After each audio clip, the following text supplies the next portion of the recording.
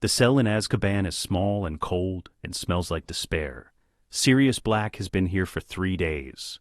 3 days of Dementors circling overhead, sucking away every happy memory he's ever had. 3 days of replaying the moment Peter Pettigrew blew up a street and killed 12 muggles and framed him for everything. The betrayal of James and Lily, the secret keeper switch that went wrong, all of it. 3 days of knowing that somewhere out there, Harry Potter is living with Petunia Dursley, and Sirius can do nothing to protect him. He's slumped against the stone wall, staring at nothing, when he hears footsteps. Not the shuffling gait of a guard, quick, purposeful footsteps that stop outside his cell. Sirius. The voice hits him like a physical blow. He knows that voice, knew it, past tense, because the owner of that voice has been dead for 2 years.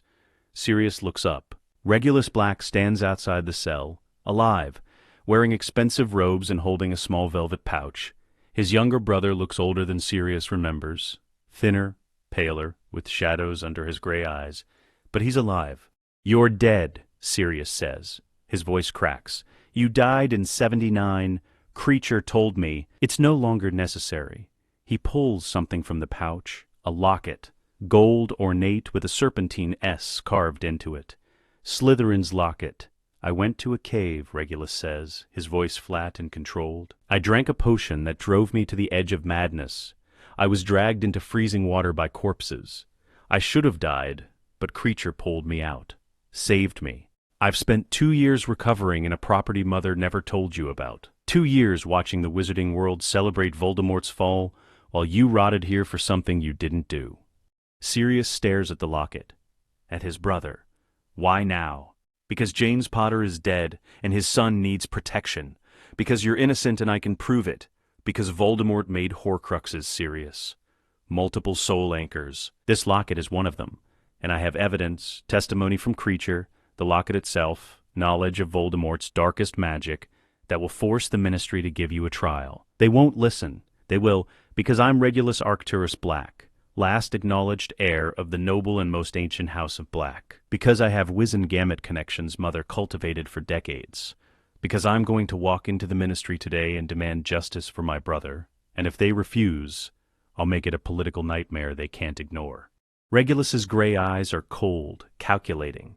This is not the boy Sirius remembers, the one who followed their parents' pure-blood ideology, who took the dark mark at 16, who disappeared into Voldemort's service. This is someone else, someone harder. "Why are you doing this?" Sirius asks. "Because you're my brother. Because Harry Potter deserves better than Petunia Dursley. Because I discovered what Voldemort truly is, and I will not let his evil persist." Regulus pauses. "And because I need your help. The locket is one Horcrux. There are others. Voldemort will return. When he does, we need to be ready. We? You, me, and Harry Potter, the last of the Blacks and the boy who lived. We're going to raise him properly, protect him, prepare him. And when Voldemort returns, we're going to destroy him completely." Sirius looks at his brother, at the determination in his face, the barely controlled fury beneath the calm exterior. "You've changed. I died and came back," Regulus says simply. "It changes a person. Now, will you trust me? Will you fight with me?" Sirius doesn't hesitate. "Yes." "Good.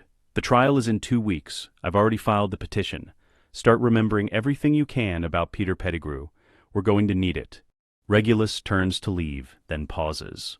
"Sirius, thank you for not giving up, for staying alive and here. Harry needs you. I need you. Don't let the Dementors take that." He leaves. Sirius sits alone in his cell, the first spark of hope kindling in his chest for the first time in 3 days. His brother is alive. There's going to be a trial. And Harry, James's son, Lily's son, might actually have a chance. The trial, December 1981. The Wizengamot chamber is packed. Every seat filled. Reporters from the Daily Prophet line the public gallery. This is the trial of the decade. Sirius Black, accused of betraying the Potters and murdering 13 people, finally facing justice. Except it's not quite the trial anyone expected. Regulus Black stands at the petitioner's bench, dressed in formal House of Black robes, black with silver trim, the family crest prominent on his chest. He's 20 years old, and he commands the room with the authority of someone twice his age. "Honored members of the Wizengamot," Regulus begins, his voice clear and carrying. I stand before you as Regulus Arcturus Black, heir of the noble and most ancient house of Black. I petition for trial by evidence and testimony for Sirius Orion Black III, who has been imprisoned without due process for 23 days. Barty Crouch Sr., head of the Department of Magical Law Enforcement, stands. The evidence against Sirius Black is overwhelming. He was secret keeper for the Potters. He was found at the scene of Pettigrew's murder, laughing. He's a known blood traitor who was never given a trial, Regulus interrupts smoothly, which violates the Wizengamot Charter of Rights. You imprisoned a member of an ancient and noble house, without trial, without testimony, without examination of evidence. That is not justice. That is persecution. The chamber erupts in argument. Dumbledore, sitting as Chief Warlock, calls for order. The petition is valid, Dumbledore says quietly. Regulus Black is correct. We denied Sirius Black a trial in the chaos following Voldemort's fall. That was wrong. We will hear the evidence now. Crouch's face goes red, but he sits down. The trial proceeds. Regulus calls his first witness, Creature. The house elf appears in the center of the chamber, wearing a clean tea towel with the Black family crest. He's terrified, but determined. Tell them, Regulus says gently. Tell them what happened at the cave. Creature does. He describes Voldemort's cave, the potion, the Inferi. He describes Regulus drinking the potion, switching the lockets, commanding Creature to save him. He describes pulling Regulus from the water, apparating him to safety, tending to him for 2 years. And tell them, Regulus says, what you heard about the Potter's secret keeper. Master Regulus made Creature listen to Death Eater talk, Creature says in his croaking voice. Creature heard them say the fat rat betrayed the Potters. Peter Pettigrew was secret keeper. Peter Pettigrew told the Dark Lord where they was hiding, not Master Sirius. The chamber goes silent. Peter Pettigrew, Regulus says, letting the name hang in the air. The man everyone believes Sirius murdered. But Creature heard differently. The Death Eaters knew Pettigrew was the traitor. They knew he was secret keeper. This is hearsay, Crouch protests. House elf testimony is admissible under Section 7 of the Charter, Regulus counters. House elves cannot lie to their masters. Creature's testimony is magically verified truth. Dumbledore leans forward. Regulus, do you have additional evidence? Regulus produces the locket. This is Slytherin's locket. It is also a Horcrux, a container for a fragment of Voldemort's soul. I retrieved it from a cave protected by Voldemort's darkest magic. I nearly died doing so, and I did it because I discovered what Voldemort truly is. A creature who split his soul to achieve immortality. A monster who cannot truly die because he's anchored pieces of himself to objects. The chamber erupts again. The concept of Horcruxes is dark, forbidden magic. Most of the Wizengamot has never heard the term. Regulus continues, voice rising. Voldemort made multiple Horcruxes. This locket is one. There are others, and he will return because of them. But that's not why I'm here today. I'm here because my brother is innocent, because Peter Pettigrew betrayed James and Lily Potter, because Sirius was framed. In Azkaban, Regulus says coldly, Sirius Black can testify under Veritaserum. He can provide his account of the Secret Keeper switch. He can explain what happened the night Peter Pettigrew murdered 13 people and framed him for it. Or are you afraid of what he might say? Afraid that your wartime policy of imprisonment without trial might have caught an innocent man? The challenge is direct, public, and impossible to refuse. Dumbledore calls for a vote, all in favor of administering Veritaserum to Sirius Black and hearing his testimony. 37 hands rise. 14 oppose. The motion carries. Sirius is brought from Azkaban. He looks terrible, gaunt, exhausted, his aristocratic features sharpened by 3 weeks of Dementor exposure. But when he sees Regulus, something in his face settles. Hope. The Veritaserum is administered, 3 drops on Sirius's tongue. His eyes glaze slightly. State your name, Dumbledore says. Sirius Orion Black III. Were you the Potter's secret keeper? No. We switched. Made Peter the secret keeper at the last moment. I was the decoy. If Voldemort came after the secret keeper, he'd come after me, not Peter. No one suspected Peter. That was the point. For both of them. Did you kill Peter Pettigrew? No. Peter killed those muggles, blew up the street, cut off his own finger, and transformed. He's an animagus, a rat. He faked his death and framed me for everything. The testimony continues for 20 minutes, every question answered with the flat, undeniable truth of Veritaserum. By the end, the case is clear. Sirius Black is innocent. Peter Pettigrew is the traitor. The vote for exoneration is 49-2. Unanimous, effectively. Sirius is released. The manacles fall from his wrists. He stands in the center of the Wizengamot chamber, a free man for the first time in 3 weeks. Regulus approaches. The brothers look at each other for a long moment. Then Sirius pulls Regulus into a fierce hug. "Thank you," Sirius says, his voice rough. "You saved my life. You'd have done the same for me," Regulus says. "Now come on, we have work to do." Work. We're going to change that. Today. 4 Privet Drive, the rescue. They arrive via side-along apparition. Sirius is too weak to apparate himself yet. Regulus supports him as they materialize on the doorstep of 4 Privet Drive. The house is aggressively normal. Neat lawn, trimmed hedges, identical to every other house on the street. The perfect suburban camouflage for people who hate anything unusual. Regulus knocks, controlled, precise knocks that sound like legal summons. Petunia Dursley opens the door. She's thin, blonde, with a long neck and a pinched expression. When she sees Sirius, her face goes white. "You," she hisses. "You're supposed to be in prison. I read about the trial, but I didn't think... You can't be here. Vernon will...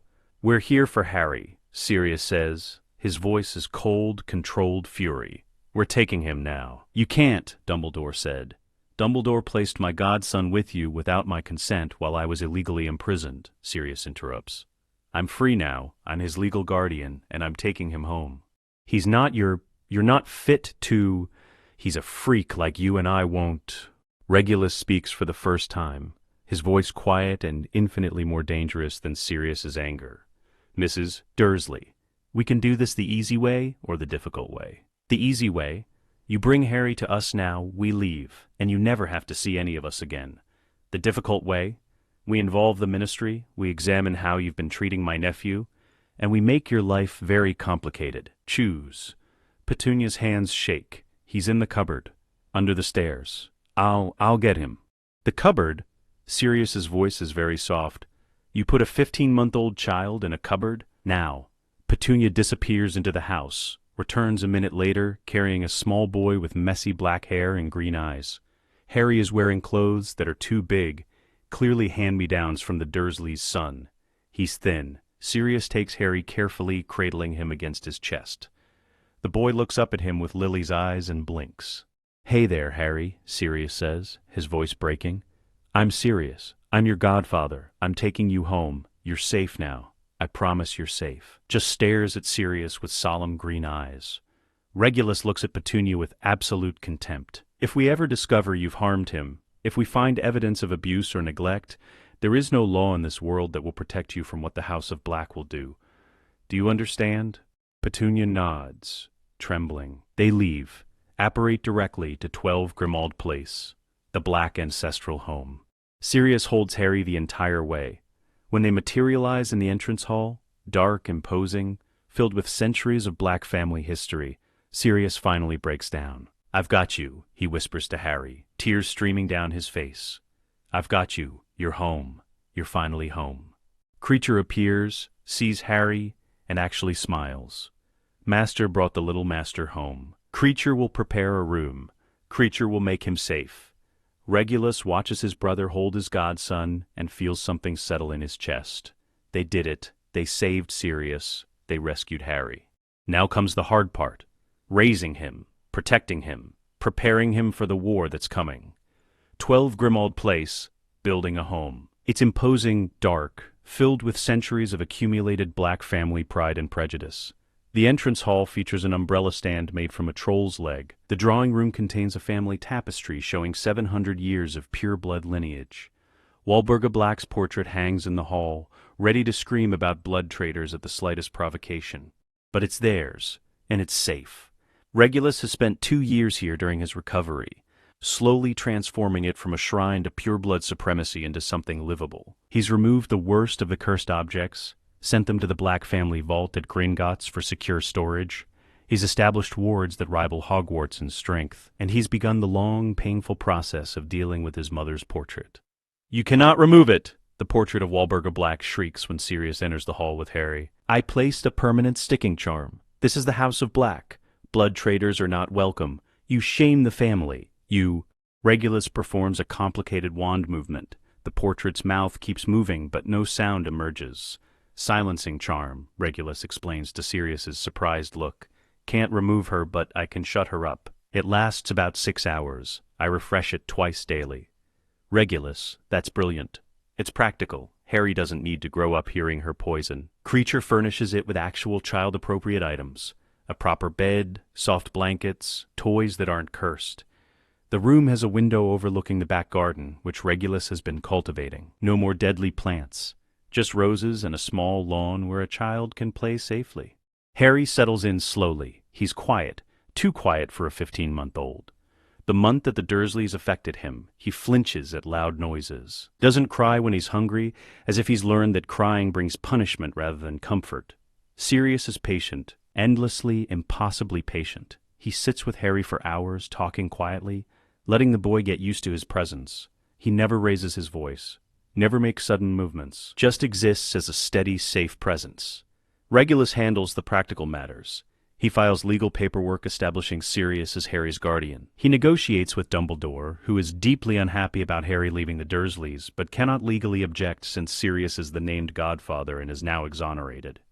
He manages the Black family finances, which are substantial. The first few weeks are difficult. Harry has nightmares about green light, wakes up screaming. Sirius is always there, holding him, murmuring reassurances until the crying stops. "You're safe," Sirius says every time. "Nothing here will hurt you, I promise." You're safe. Slowly, gradually, Harry begins to trust, begins to smile, begins to laugh when Sirius makes funny faces, or when Creature performs small acts of magic to entertain him. One evening, about 2 months after Harry's arrival, he speaks his first word since coming to Grimmauld Place. "Padfoot." Sirius, who is sitting with Harry before bed, freezes. "What did you say, Harry?" "Padfoot." Harry points at Sirius and giggles. Padfoot, Sirius transforms into his animagus form, a large black dog. Harry shrieks with delight and throws his arms around Padfoot's neck. From that moment on, Harry calls Sirius Padfoot more often than Sirius.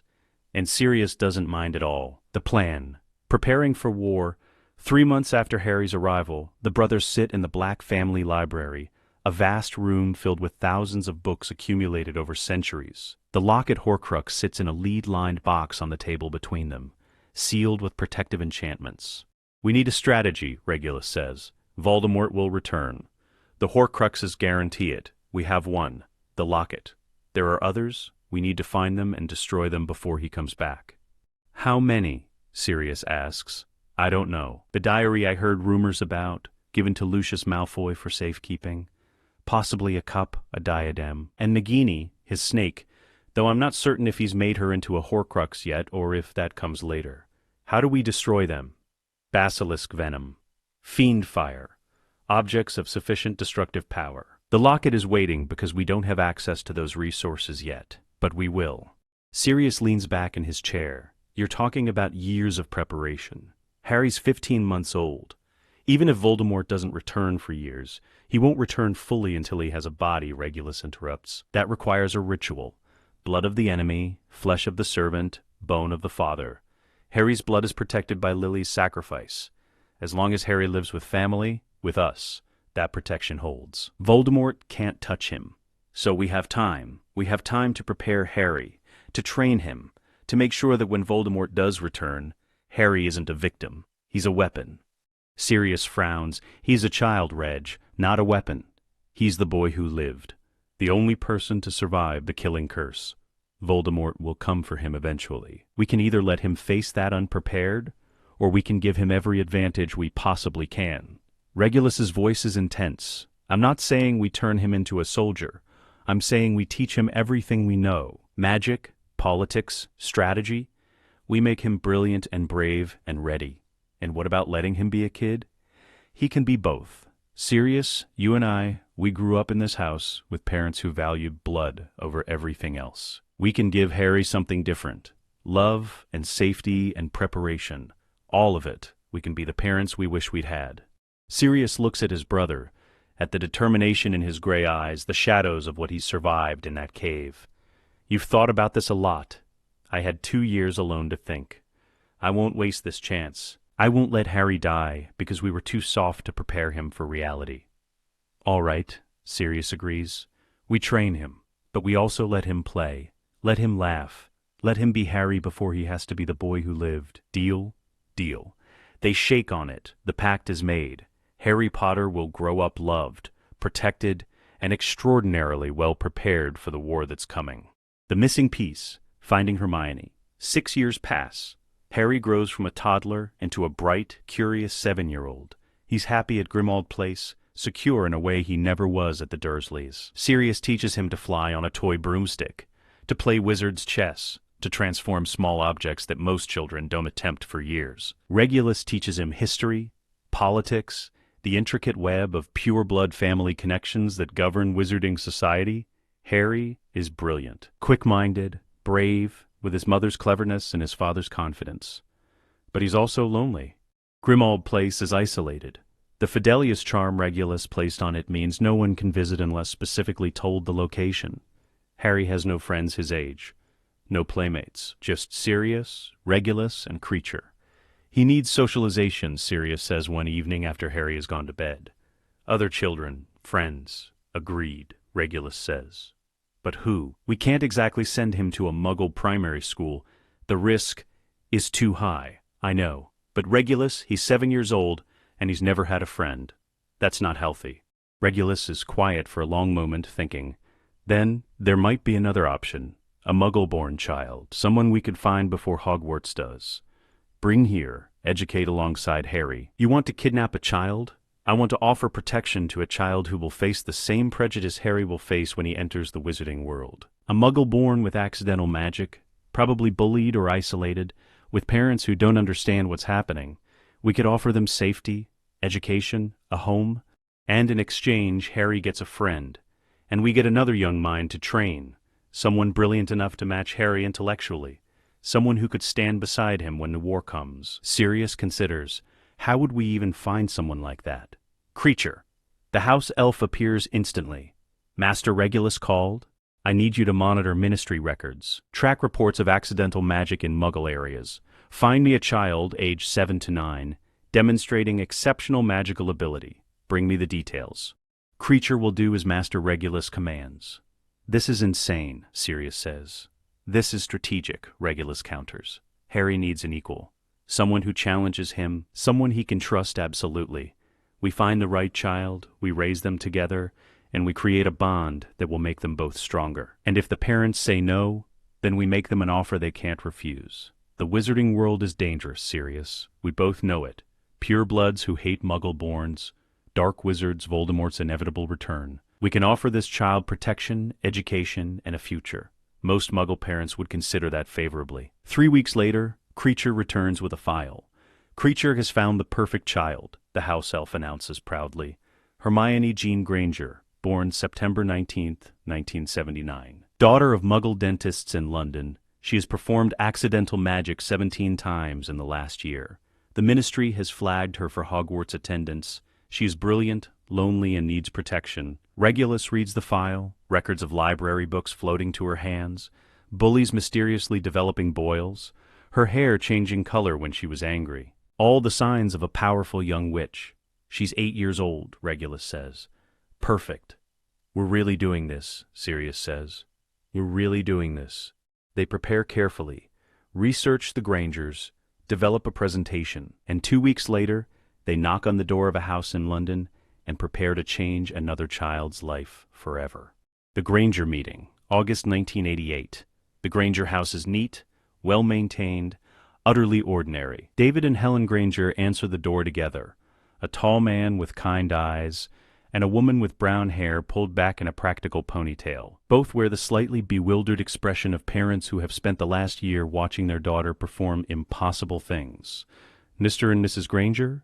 Regulus says. He's wearing expensive but understated Muggle clothing, no robes, nothing that would alarm them. My name is Regulus Black. This is my brother Sirius. We're here to discuss your daughter's future. If this is about the incidents at school, David begins, we've spoken to the headmaster. Hermione doesn't mean to... We don't understand how she does it, but she's not trying to cause trouble. We know exactly how she does it, Sirius interrupts gently. Your daughter is a witch. The things she's been doing, the accidental magic, it's completely normal for children with magical ability. And we're here to help. This is a joke, Helen says. Magic isn't real. Regulus pulls out his wand and performs a simple charm. A bouquet of flowers materializes in midair, floats gently toward Helen, and settles into her hands. The silence stretches. May we come in? Regulus asks. This conversation is better had privately. They sit in the Grangers' living room. Hermione is upstairs, supposedly doing homework. David and Helen sit close together on the sofa, holding hands like they're facing a firing squad. Magic is real, Regulus begins. There's an entire hidden society, the wizarding world, that exists alongside the Muggle world. Muggle is our term for non-magical ability. At age 11, she'll receive a letter from Hogwarts School of Witchcraft and Wizardry, inviting her to attend. This is insane, David says. This is reality, Sirius corrects. And right now, Hermione is manifesting accidental magic because she has no training, no control. It'll get worse as she gets older. By the time she's 10, she could seriously hurt someone, or herself, without meaning to.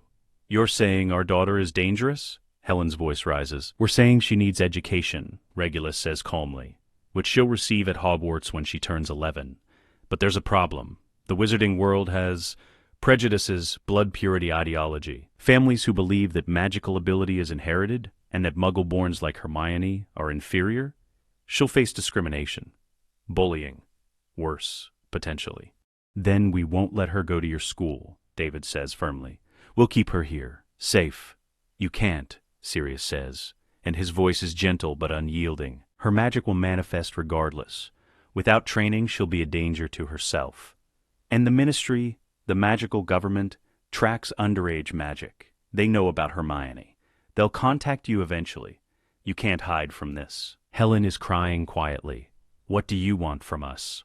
We want to offer Hermione protection, Regulus says. My brother and I are raising another magical child, Harry Potter. He's 7 years old. We've been educating him at home, preparing him for the wizarding world. We'd like to offer Hermione the same opportunity. You want to take our daughter? David's voice is sharp. We want to give her a place to learn magic safely, Regulus corrects. To train her before she goes to Hogwarts. To teach her how to navigate a world that will judge her for her blood status. She'd live with us, at our family home in London. But you could visit. We'd keep you informed. We're not trying to steal her. We're trying to protect her.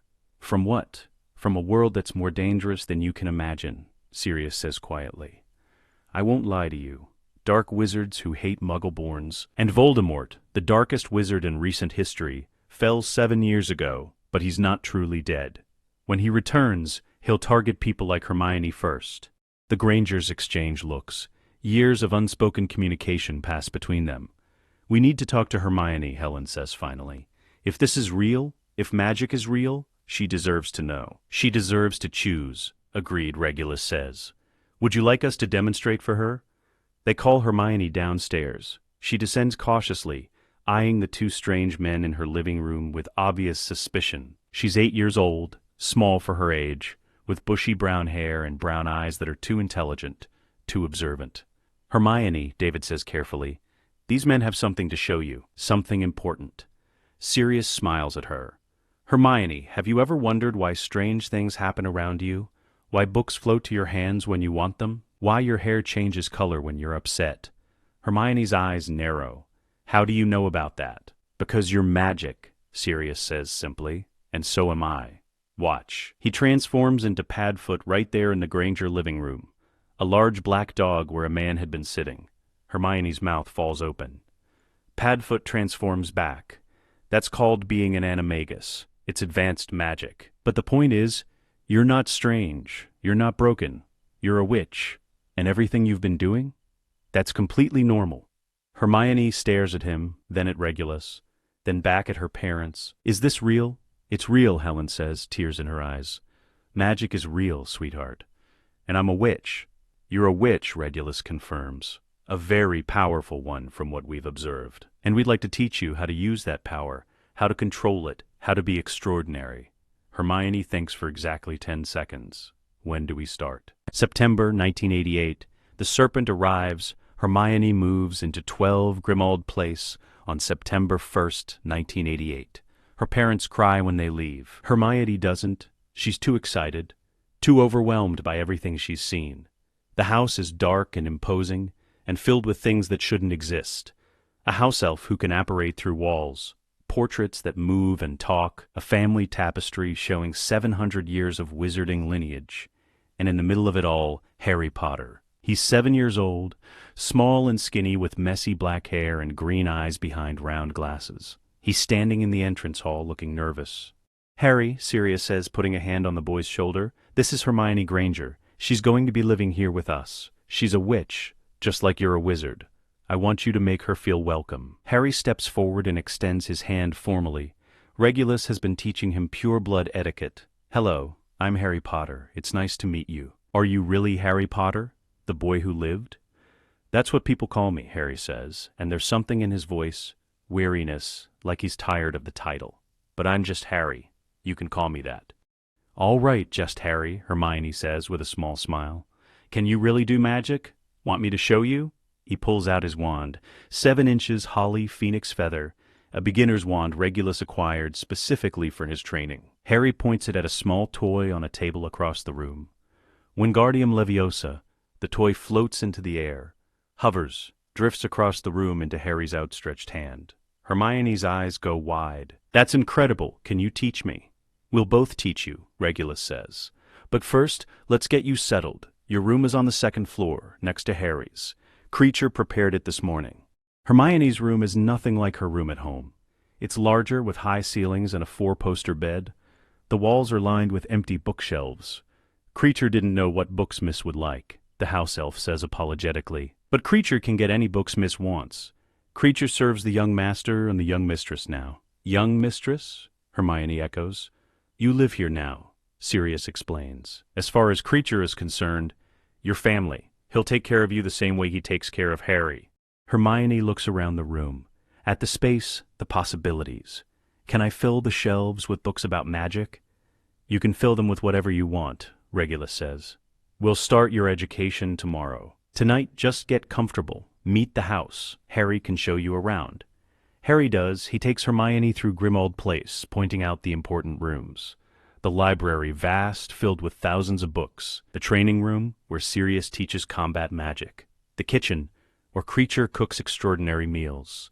The drawing room, where the black family tapestry hangs. "That's the family tree," Harry explains, pointing at the tapestry. "See, there's Sirius and Regulus, and all their ancestors going back forever." "Where are you?" Hermione asks. "I'm not a Black. I'm a Potter." But Sirius says eventually he'll add me anyway, because I'm family even if I'm not blood. Sees the burn marks where family numbers were blasted off for defying tradition. Sees the motto at the top, "Toujours pur." "What does that mean, always pure?" Harry says, and his voice is carefully neutral, repeating what he's been taught without judgment. "It used to mean pure blood, but Regulus says we're redefining it, making it mean something better." "Like what?"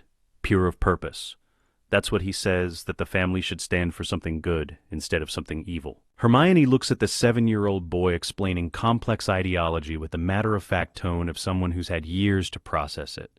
And she makes a decision. "I like it here," she says. "I think I'm going to like living with you." Harry grins, the first fully unguarded smile she's seen from him. "Good. I was worried you'd think we were all mad," Hermione says. "But so am I. I think we'll get along fine." They do. The education, 1988, 1991, the next 3 years are intensive, comprehensive, and unlike anything either child could have experienced anywhere else. Political magic, Regulus teaches them the structure of wizarding government. The Wizengamot, 50 members, mostly hereditary positions from ancient and noble houses. The ministry departments, magical law enforcement, international magical cooperation, mysteries, the political families, Malfoy, Longbottom, Abbott, Bones, and how they're all connected through blood and marriage. Politics is a web, Regulus explains, showing them a chart he's created mapping family connections. Every major family is related to every other major family somehow. The Blacks are connected to the Malfoys through Narcissa, to the Tonks through Andromeda, to the Weasleys through Cinderella. Understanding these connections means understanding how power moves. He teaches them public speaking, makes them practice formal presentations, critiques their posture, their word choice, their tone, You're not just children, Regulus says. You're Harry Potter, the boy who lived, and Hermione Granger, who will be the brightest witch of your generation. When you speak, people will listen. You need to know how to use that attention. Magical theory and practice.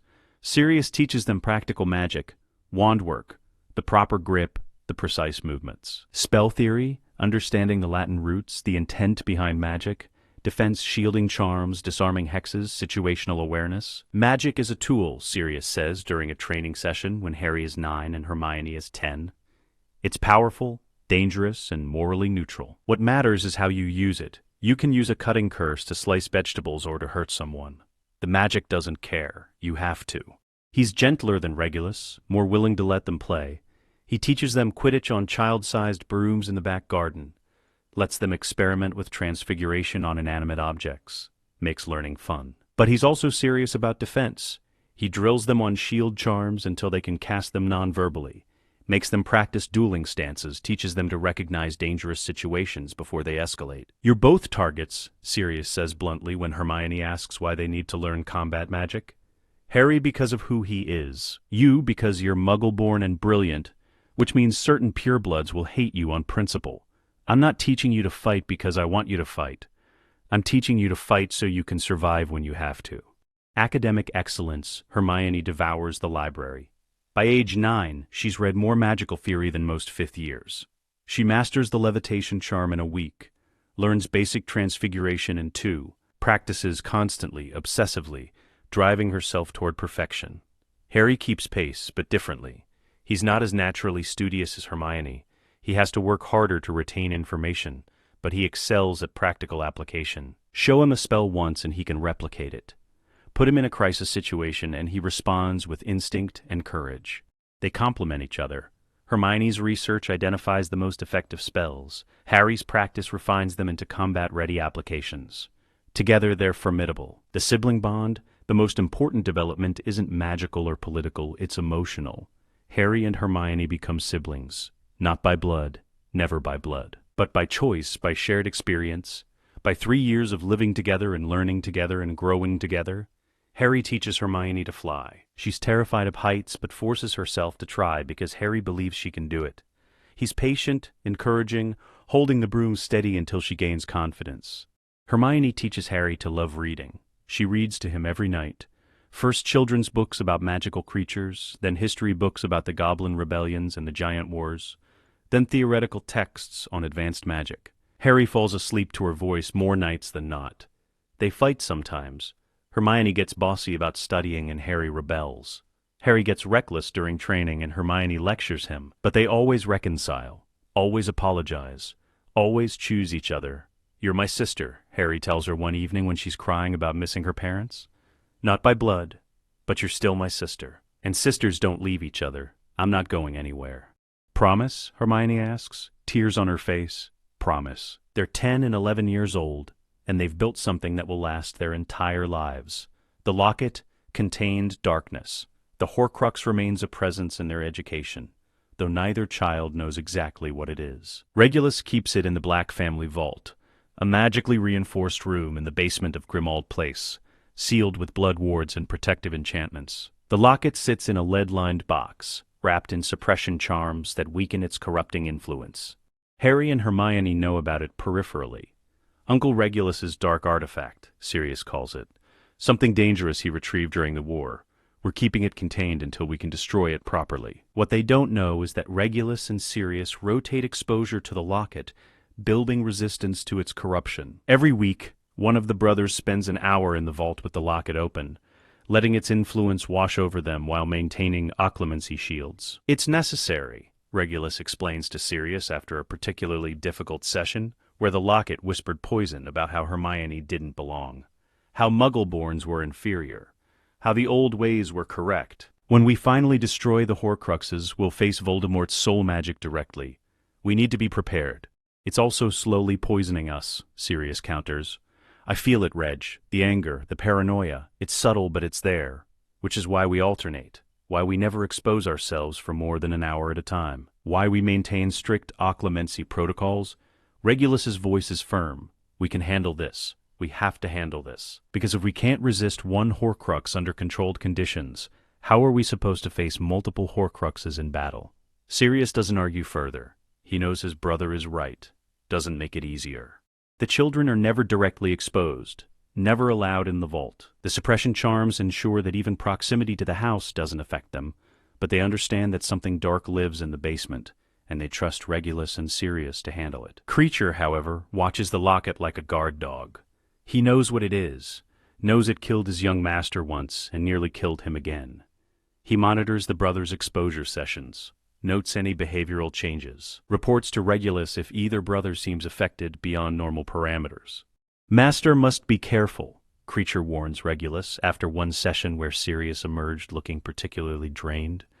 The dark thing whispers poison. Master Sirius is strong, but even strong wizards fall. I know, Regulus says quietly, but we don't have a choice, not yet. When the children go to Hogwarts, when they have access to the resources we need, then we'll destroy it. Until then, we contain it. Prepares antidotes for magical corruption, stands ready to intervene if either master shows signs of possession. The locket waits in its box, patient and malevolent, knowing that eventually someone will open it without sufficient protection. It can wait. It's waited for centuries. A few more years means nothing. Creature's devotion, the house elf transforms over the 3 years the children live at Grimmauld Place. When Harry first arrived, Creature was bitter, resentful of serving the blood traitor Sirius. But Sirius treated him with respect, thanked him for his service, and most importantly, listened when Creature talked about Regulus's sacrifice. When Hermione arrived, everything changed. Hermione sees Creature and immediately asks questions. Why does he serve you? Is he being paid? Does he have a choice? House elves are bound to serve wizarding families, Regulus explains carefully. It's ancient magic. They're connected to the household. Creature has served the Blacks for decades. But does he want to? The question stops everyone. No one has ever asked Creature what he wants. Creature lives to serve the noble house of Black, Creature says. But there's something in his voice, confusion that the question was even asked. But if you could choose, Hermione presses, would you still serve, or would you want to be free? Creature thinks about this for a long time. Creature loves Master Regulus. Master Regulus is kind. Master Sirius is learning to be kind. The young master and young mistress are good. Creature chooses to serve them. Creature is happy here, and you should definitely be paid. Convinces Sirius to pay Creature a wage, 1 galleon a month, which Creature initially refuses but eventually accepts when Hermione frames it as honoring his service properly. She asks Creature's opinion on household decisions, thanks him constantly, treats him like a person rather than a servant. Creature's devotion to her becomes absolute. The young mistress is kind like Master Regulus, Creature tells Sirius one evening. She sees Creature.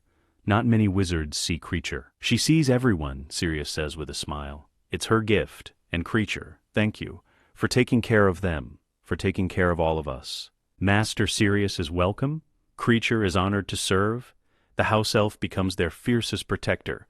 He watches over both children with obsessive care, cooks their favorite meals, mends their clothes, stands guard when they sleep. And when Harry has nightmares about green light, Creature is often there before Sirius, croaking comfort in his raspy voice. The young master is safe. Creature protects the young master. Nothing will hurt the young master while Creature lives. By 1991, Creature is unrecognizable from the bitter Creature who served Walburga Black. He's still curmudgeonly, still mutters about proper wizarding standards. But he's devoted to his family, the blood traitor, the redeemed Death Eater, the boy who lived, and the Muggle-born witch who saw him as a person. The approach to Hogwarts, summer 1991. They're sitting in the library in July 1991. Harry is 11. His Hogwarts letter arrived 2 weeks ago. Hermione is almost 12. Both children have exceeded every educational benchmark Regulus and Sirius set for them. Harry can cast 4th-year level charms. Hermione can recite the entire history of the Goblin rebellions from memory and explain the political implications of each treaty. They've both mastered basic occlumency, enough to shield surface thoughts. They know every major pureblood family and their political alignments. They can duel competently against adult wizards. You're ready, Sirius says, looking at them with pride and concern in equal measure. You're more ready than any first year has a right to be. But we need to discuss expectations, Regulus adds. Hogwarts is not like your education here. You'll have classmates who know nothing about politics or strategy, professors who teach to the middle of the class, and people, many people, who will judge you, Harry, for being the boy who lived, and you, Hermione, for being Muggle-born. We know, Harry says. You've prepared us for that. Knowing and experiencing are different, Sirius says. Harry, some students will worship you. Others will resent you. You'll be famous from day one, and you'll hate it. That's normal. And, Hermione, Regulus continues, you'll face students who call you mudblood, who believe you stole magic from real wizards, who think you're inferior because of your birth. You'll want to hex them.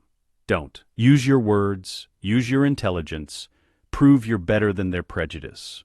What if words aren't enough? Hermione asks quietly. Then you defend yourself, Sirius says firmly. We've taught you combat magic for a reason. You never start a fight, but you always finish it. Understood. There's one more thing, Regulus says carefully. The sorting. Both children sit up straighter. They've discussed this privately, obsessively, for months. The sorting hat reads your mind, Regulus explains. Sees your qualities, your potential. It will try to place you where you'll thrive, but it also takes your choice into account. Where do you think we'll go? Harry asks.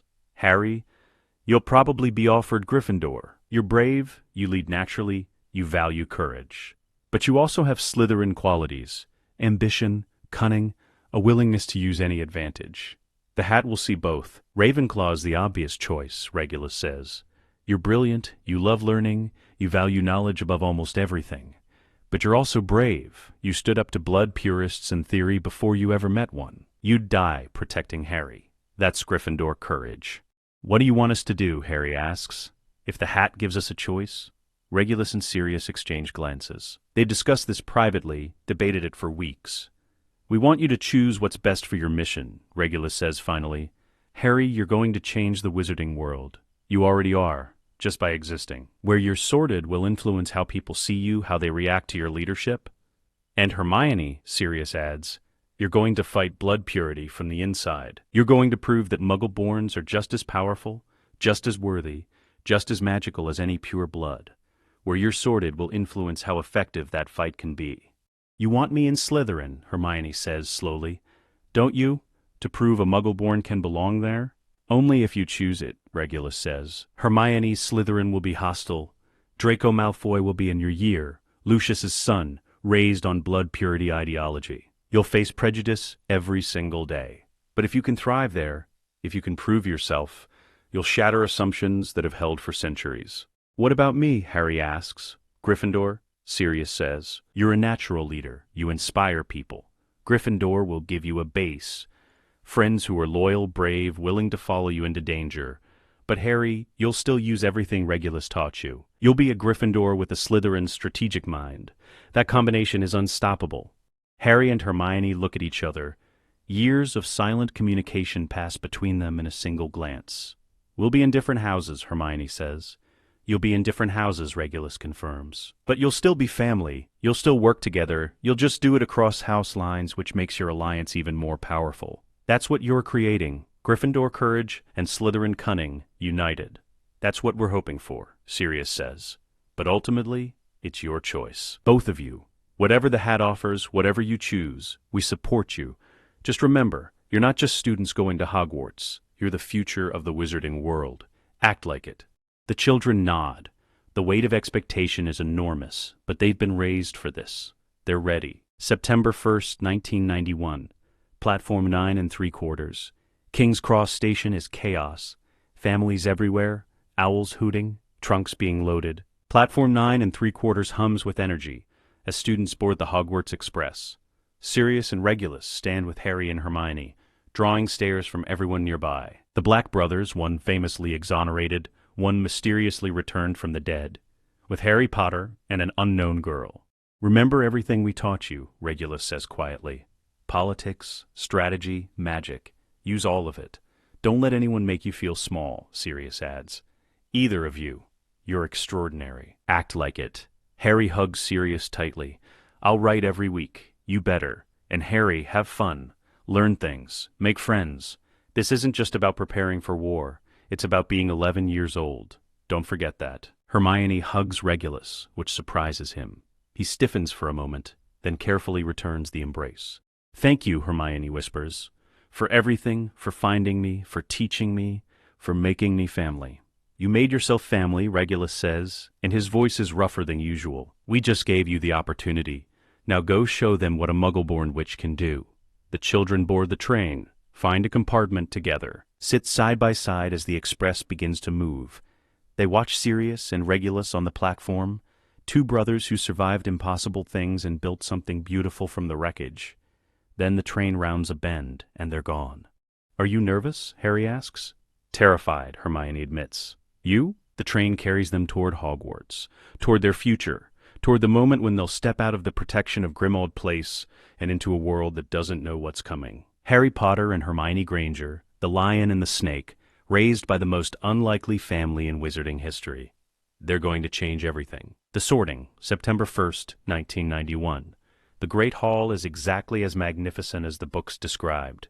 Candles floating in midair. Enchanted ceiling showing the night sky. 4 long house tables filled with students watching the new first years with varying degrees of interest. Harry and Hermione walk in with the other first years. But they're different. They move with confidence, heads high, like they belong here. 3 years of training shows in their posture, their awareness, the way they scan the room, identifying exits and potential threats before anything else. Professor McGonagall stands at the front with the sorting hat. She reads names alphabetically. Students approach, sit, get sorted. Hufflepuff, Ravenclaw, Gryffindor, Slytherin. The pattern continues. Granger, Hermione. Hermione walks forward. Every Slytherin at their table is watching her. Regulus wrote to several families over the summer, mentioning that he was raising a Muggle-born girl of exceptional talent. The whispers have spread. A Muggle-born raised by the Blacks? Impossible. Fascinating. Threatening. The hat settles on Hermione's head. The conversation happens entirely in her mind. Ah, yes, Miss Granger. Or should I say Miss Black? No, not by blood, but by choice. Interesting. Very interesting. What do you see? Hermione thinks back. Brilliance, extraordinary intelligence, a mind that devours knowledge like others breathe air. Ravenclaw would suit you perfectly. You'd thrive there, surrounded by those who value learning as you do. But you're not just intelligent, you're ambitious. Not for power itself, but for what power can accomplish. You want to change the world, tear down prejudice, prove that blood status means nothing. That's Slytherin ambition. And you're brave, the hat continues, willing to face hatred and discrimination daily to prove a point. Willing to stand in a house that will despise you because you believe you can change it. That's Gryffindor courage. What should I choose? Hermione asks. Where will you do the most good? Where will your mission succeed? Hermione thinks of Regulus's words. You're going to fight blood purity from the inside. Where you're sorted will influence how effective that fight can be. She thinks of Draco Malfoy, somewhere in this hall, raised on poison. Of all the Slytherin students who believe Muggle-borns are inferior, of centuries of tradition she could shatter with a single choice. Slytherin, she thinks firmly. Put me in Slytherin. The hat pauses. Are you certain it will be difficult? They will hate you. I'm certain I can handle difficult. Put me where I can change the most minds. Gasps from every table. The Slytherin table is silent, shocked. A Muggle born in Slytherin, it hasn't happened in living memory. Hermione walks to the Slytherin table and sits down. The students around her shift away like she's contagious. Only one person looks at her with anything other than disgust or shock. A girl with dark hair and sharp features who nods once in acknowledgement. Daphne Greengrass. Regulus mentioned her family. Neutral in the last war. Intelligent. Pragmatic. The sorting continues. Longbottom Neville goes to Gryffindor. Malfoy Draco goes to Slytherin and sits as far from Hermione as possible, whispering furiously to Crabbe and Goyle. Then, Potter Harry. The hall goes utterly silent. Harry Potter. The boy who lived. Every eye tracks him as he walks to the stool. The hat settles on his head. Harry Potter. I've been waiting for you. Your parents sat beneath me years ago. James, Gryffindor. No question. Lily could have gone to Ravenclaw, chose Gryffindor. And you? You're both of them and neither of them. What do you see?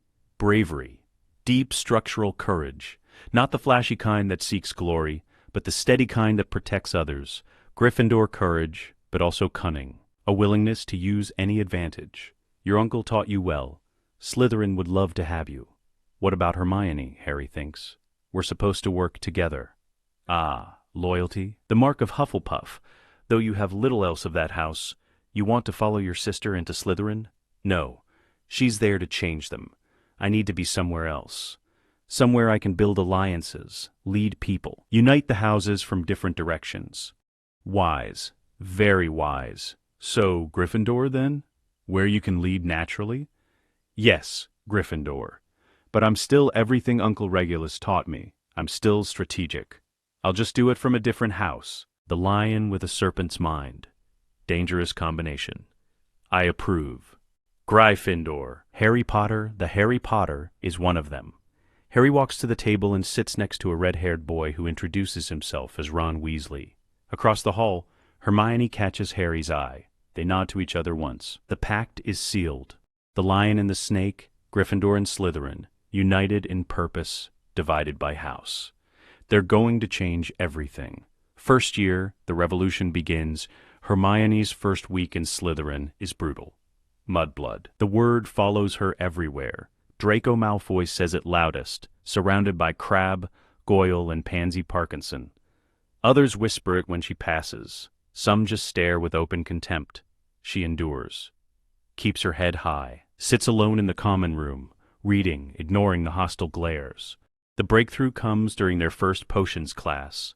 Snape sweeps into the dungeon, robes billowing, presence commanding immediate silence. He looks exactly like Regulus described, sharp, intimidating, brilliant. You are here to learn the subtle science and exact art of potion making, Snape begins, his voice soft and menacing. I don't expect you will really understand the beauty of the softly simmering cauldron with its shimmering fumes, the delicate power of liquids that creep through human veins, bewitching the mind and snaring the senses.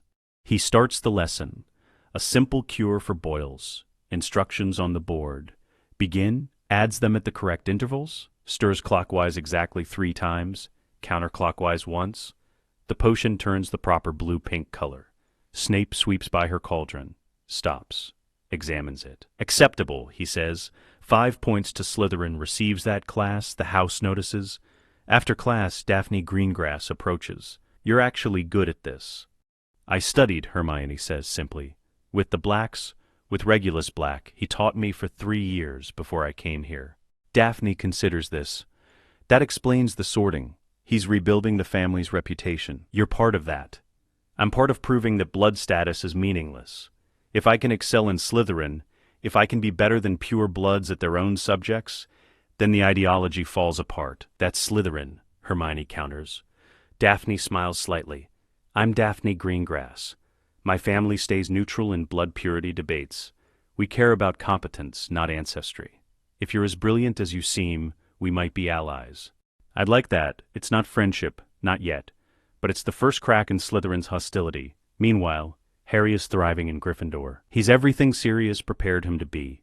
Brave, funny, humble despite his fame. He befriends Ron Weasley immediately, bonding over wizard chess. Ron is brilliant, Harry is competent but learning. He meets Neville Longbottom and offers quiet encouragement when Neville struggles with magic. But he's also strategic in ways his housemates don't expect. When Dean Thomas mentions that Hermione Granger is the Muggle-born in Slytherin getting harassed, Harry speaks up immediately. She's brilliant. I met her on the train. If Slytherin is smart, they'll recognize her talent instead of focusing on her blood. You're defending a Slytherin? Ron asks, confused. I'm defending someone who's being judged unfairly. Blood purity is poison. My guardians taught me that. Word spreads. Harry Potter, the boy who lived, thinks blood purity is poison. It carries weight. The houses remain divided, but Harry and Hermione maintain contact. They study together in the library, neutral ground where house rivalries matter less. They coordinate.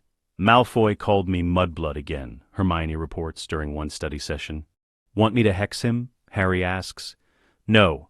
I want to beat him in every class so thoroughly that he looks like an idiot for calling me inferior. By November, Hermione is top of the year in every subject. Snape gives Slytherin more points for her performance than any other student. Flitwick praises her charms work publicly. McGonagall calls her transfiguration exceptional for a first year. The Slytherins who mocked her start to quiet down. Not because they've changed their minds, but because she's making them look bad. Competence matters in Slytherin. Hermione has it in abundance. The Philosopher's Stone, November-June. The plot unfolds similarly to what happened before. Quirrell is possessed by Voldemort. The Philosopher's Stone is hidden at Hogwarts. Someone is trying to steal it, but this time, Harry and Hermione approach it tactically. Something is wrong with Quirrell, Hermione says during a December library session. He stutters, he smells like garlic, and he's nervous around me specifically. Why would a professor be nervous around a first-year student? What's your theory? Harry asks. He's afraid I'll notice something. Or he's under someone's influence. Dark magic, possibly. We should investigate. They do.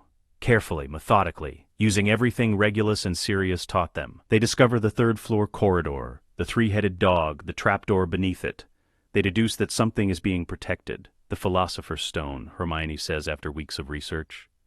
Nicholas Flamel created it. It produces the elixir of life. If someone wanted to return to life... Voldemort, Harry finishes. He's not dead. He's possessing Quirrell. He wants the stone to rebuild his body. They write to Sirius and Regulus immediately. The response comes within hours. Do not engage directly. We're contacting Dumbledore. Stay safe. We're coming to Hogwarts. But events accelerate. Quirrell makes his move before Sirius and Regulus can arrive. Harry and Hermione realize someone is going through the protections that night. We can't wait, Harry says. By the time the adults get here, Voldemort might have the stone. Then we go, Hermione says. Together. But we're smart about it. We use every advantage. They recruit Ron Weasley, Harry's friend. Good in a crisis. Loyal. The three of them descend through the trapdoor. The protections fall differently than before. Devil's Snare. Hermione conjures fire immediately. I read about this. Light and heat. Basic herbology. Giant chess set. Ron's moment. He plays brilliantly, sacrificing pieces with precision, winning without sacrificing himself because Hermione calculated a better strategy. They reach the Mirror of Erised. Quirrell is there, Voldemort's face on the back of his head, demanding Harry retrieve the stone. The fight is brief and brutal. Harry uses defensive magic Sirius taught him. Hermione shields both of them. Ron throws stunning spells from the doorway. But when Quirrell tries to touch Harry, Lily's protection activates. Quirrell burns, screams, disintegrates. Voldemort's shade flees, shrieking. Harry collapses, the stone in his hand. Dumbledore arrives moments later. What have you done? Stopped Voldemort from getting the stone, Hermione says firmly. You're welcome. The aftermath is complicated. Dumbledore is displeased they acted alone. Sirius and Regulus arrive furious that their children were endangered. McGonagall awards them points for bravery but deducts points for recklessness. But they succeeded. The stone is safe. Voldemort is still incorporeal. And Dumbledore begins to realize that Harry Potter is not a child to be protected. He's a weapon being forged. Year 2, The Chamber in the Locket. The Chamber of Secrets opens in October 1992. Students are being petrified. Messages appear on the walls. The Chamber of Secrets has been opened. Enemies of the air, beware. Hermione recognizes what this is immediately. It's a Horcrux, she tells Harry during a private conversation in an abandoned classroom. Like the locket Uncle Regulus retrieved, something of Voldemort's, possessing someone, using them to attack Muggleborns. How do you know? Because I've been reading about Horcruxes in the Black Library for years. Regulus gave me access to restricted texts, a diary that possesses people, that targets Muggleborns specifically, that knows things about Voldemort's past. That's a soul fragment. So we find it and destroy it. We find it, destroy it, and collect basilisk venom in the process, because we need that venom to destroy the locket back home. The investigation takes months. Hermione traces the attacks to Ginny Weasley, Ron's little sister, acting strangely, hiding something. Harry follows Ginny one night and discovers her speaking Parseltongue to the walls. The connection clicks. The diary is possessing Ginny. She's opening the chamber because Voldemort is controlling her through the Horcrux. They confront Ginny carefully. She's terrified, ashamed, clutching a black diary that whispers to her. Harry talks her down gently, takes the diary, and they descend into the chamber together. The basilisk is there. Massive, ancient, deadly. Harry speaks Parseltongue, trying to calm it. Doesn't work. Voldemort's control is too strong. The serpent attacks. The fight is chaotic. Harry dodges, using the pillars for cover. Fawkes arrives, Dumbledore's phoenix drawn by Harry's courage. The phoenix blinds the basilisk. Harry stabs it with Gryffindor's sword, which materializes from the sorting hat. The basilisk dies. Hermione grabs basilisk fangs immediately. 3 of them, carefully extracted. We need these. For the locket. Ginny is saved. The chamber closes. But the real work happens over the summer. Back at Grimmauld Place, they prepare to destroy the locket. Regulus and Sirius set up the ritual. Protective wards, containment circles, everything necessary to handle a Horcrux safely. Who opens it? Sirius asks. I will, Regulus says. I've been exposed to it for years. I have the strongest resistance. They open the locket in the vault. Hermione stabs it with the basilisk fang. The Horcrux screams. Black smoke erupts. Voldemort's soul fragment writhes, showing visions, poisonous whispers about blood purity, about Hermione's worthlessness, about Harry's destiny to die. Then it's gone.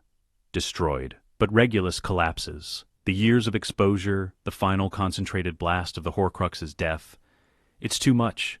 He's been poisoned slowly, and the locket's destruction is the last straw. Sirius catches him.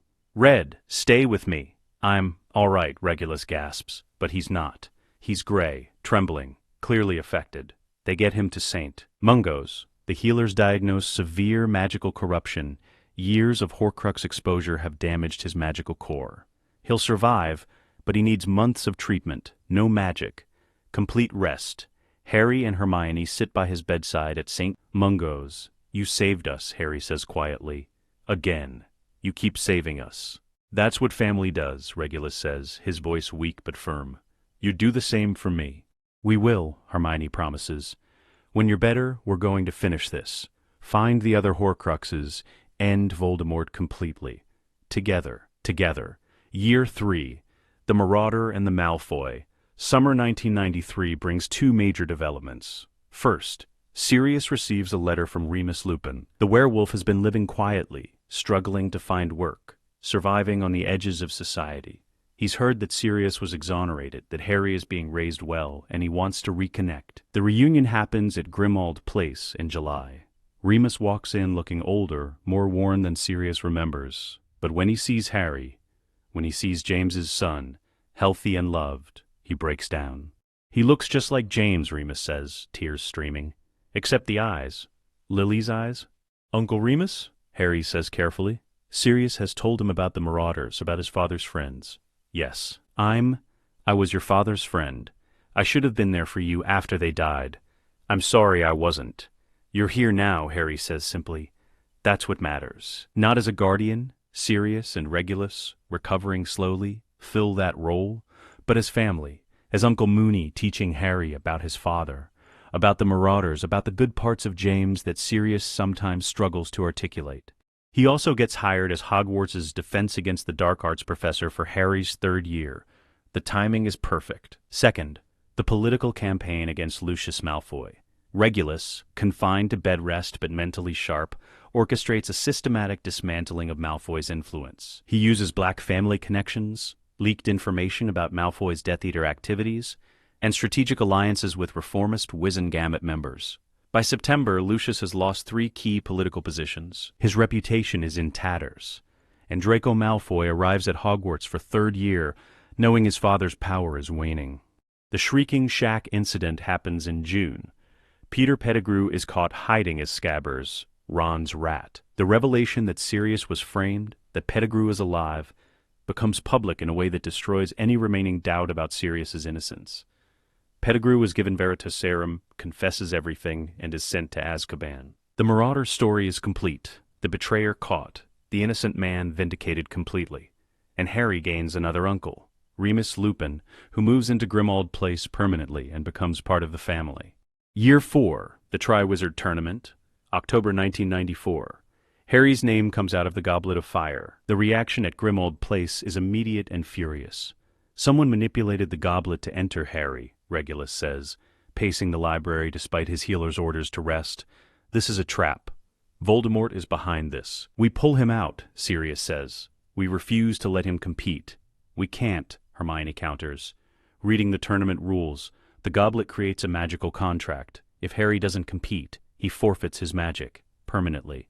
They prepare Harry for every task, obsessively. The first task, dragons, Harry uses Accio to summon his firebolt and outflies the Horntail.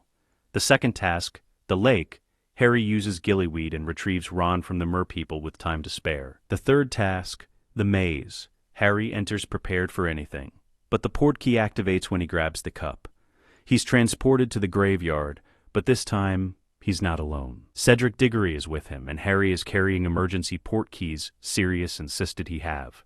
The graveyard scene unfolds. Wormtail performs the ritual. Bone of the father, flesh of the servant, blood of the enemy. Voldemort rises. Pale, serpentine, terrible. The Death Eaters arrive. Voldemort calls them, mocking Harry, preparing to duel. But Harry doesn't panic. He's been trained for this his entire life. "Cedric, grab my arm," Harry says quietly. "On my mark." Voldemort begins to monologue. Harry waits for the moment when Voldemort's attention wavers, just for a second. Now, they appear in the Hogwarts entrance hall, stumbling, gasping. Cedric is in shock. Harry is shaking but functional. "He's back," Harry announces to the stunned crowd. "Voldemort is back. I saw him. He's got a body. He's calling the Death Eaters. We need to prepare." The wizarding world erupts into panic and denial in equal measure. The split, Dumbledore's plan revealed. In the aftermath, Dumbledore calls Harry to his office. Sirius and Regulus insist on being present. "Harry," Dumbledore begins carefully, "there is something you must know. When Voldemort attempted to kill you as an infant, a piece of his soul latched onto yours. You carry a Horcrux, a fragment of Voldemort's soul in your scar." The room goes silent. "You're saying my godson is a Horcrux?" Sirius's voice is dangerously quiet. "I am, and eventually, for Voldemort to be truly defeated, that Horcrux must be destroyed. And destroying it kills Harry," Regulus finishes. "That's your plan. You've been raising him to walk to his death. I have been preparing him for the sacrifice that may be necessary." Sirius's voice is flat, absolute. "Absolutely not. You are not sacrificing Harry. We didn't save him from the Dursleys, raise him for 13 years, teach him everything we know just to let you lead him to slaughter." "Sirius, you must understand." "We understand perfectly," Regulus interrupts, standing despite his weakness. "You see Harry as a tool, a weapon to be used and discarded. We see him as our son, and we will not let him die." "Then Voldemort cannot be defeated," Dumbledore says gravely. "As long as the Horcrux in Harry lives, Voldemort is tethered to life." She's been silent until now, but her voice is steel. "We've destroyed 2 Horcruxes already. We can remove this one without killing Harry. We just need to research, to plan, to be smarter than Voldemort." "Miss Granger, I admire your optimism, but it's not optimism, it's fact. Black family magic specializes in soul work.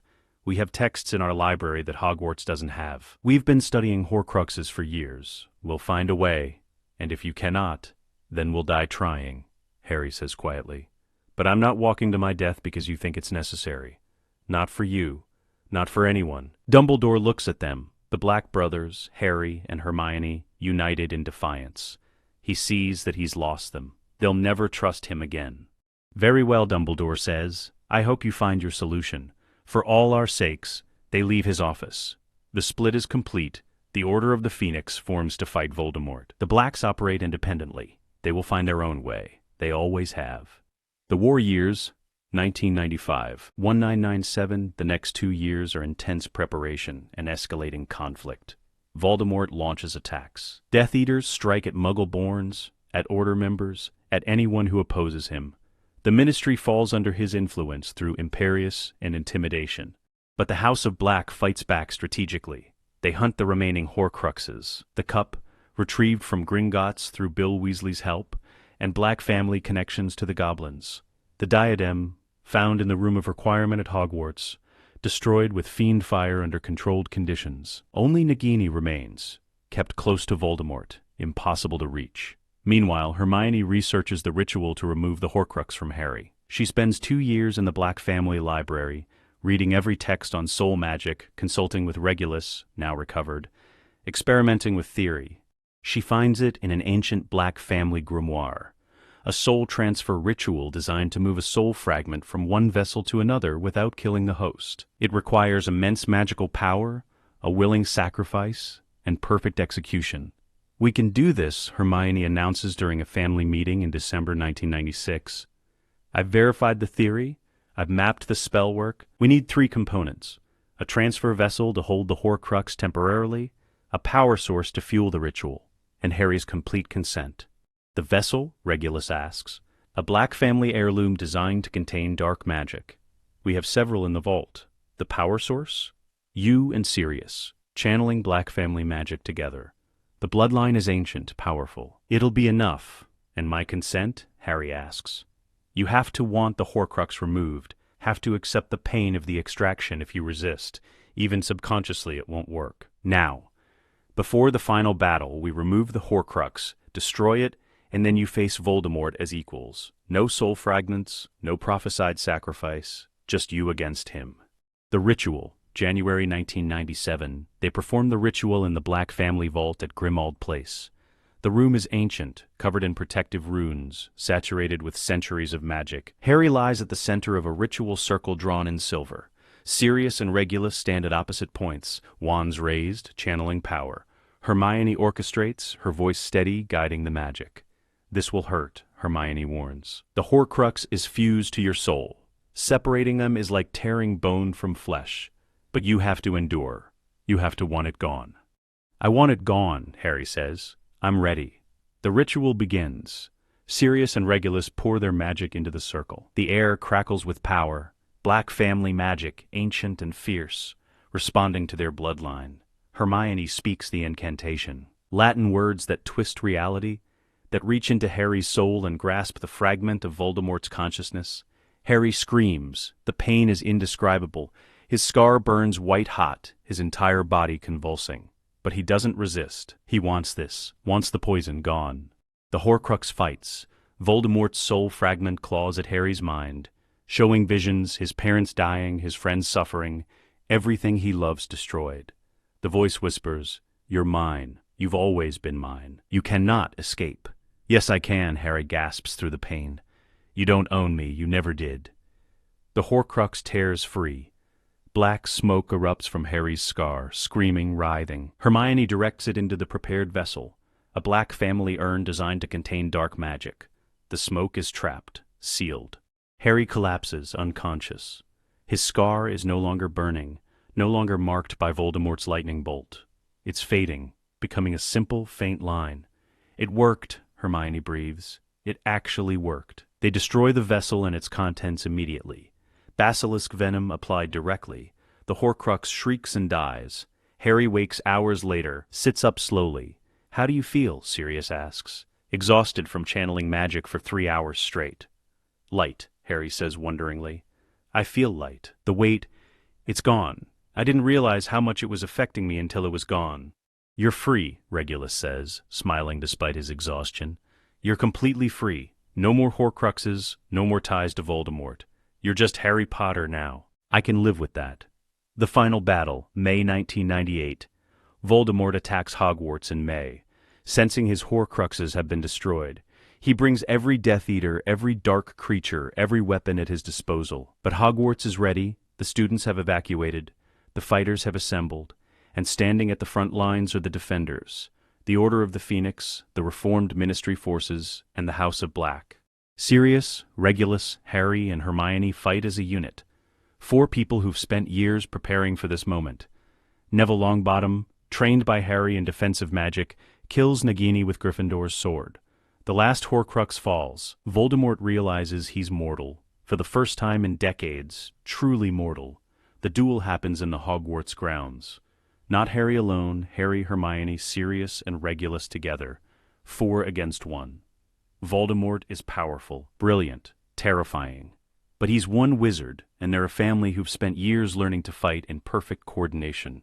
Harry attacks directly, aggressive, brave, drawing Voldemort's attention. Hermione shields and counters, strategic, precise, neutralizing his attacks. Sirius fights with wild creativity, transfiguring the environment, creating chaos.